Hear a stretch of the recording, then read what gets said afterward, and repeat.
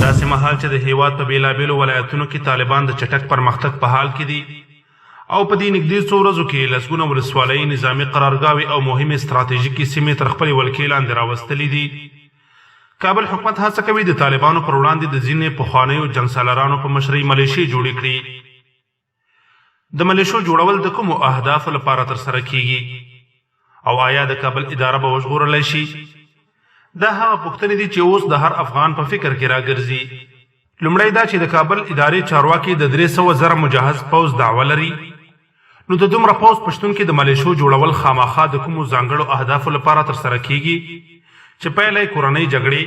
پاټک سالاري، وژنې، اختطاف او د ملت له ځورولو پرته بل هیڅ نشي کېدلی. په شمال کې د استاد عطا او جنرال دوستم او په ختیځ کې د پخواني قمندان حضرت علي په مشرۍ د ملیشو جوړونې هڅې د افغان ملت لپاره د خطر زنګ دی او باید پر وړاندې چوپه خوله پاتې نشي. لسګونه کلونه وړاندې چې کله روسي پوځیان له افغانستان څخه وتلو ته اړ شول، د هغه مهال دولت د خپل واک د بقا او پایښت لپاره همداسې ناکامه تجربه کړې وه چې پایله یې کورنۍ جګړه او کلونه د افغان ملت زور وه. هغه مهال هم ډاکټر نجیب د مجاهدینو پر وړاندې د دوستم او نورو جنایتکارانو په مشرۍ ملیشې جوړې کړې،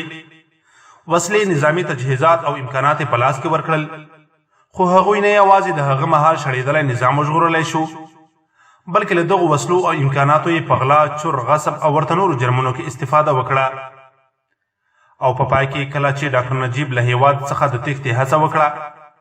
همدغو ملیشو یې د تښتېدو مخنیوی وکړ. اوس هم کټ مټ هماغسې حالت روان دی.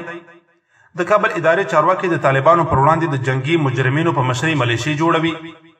وسلې او امکانات ورکوي، خو د څېړونکو په اند دغه ډول ملیشې د طالبانو پرمختګ نشي کمزوری کولی او نه هم د کابل ادارې د واک د دوام لپاره ګټور تمامېدلی شي، بلکې دغه وسلوال به د ورکړل شوي امکاناتو په مرسته ډول ډول جنایتونه سرته رسوي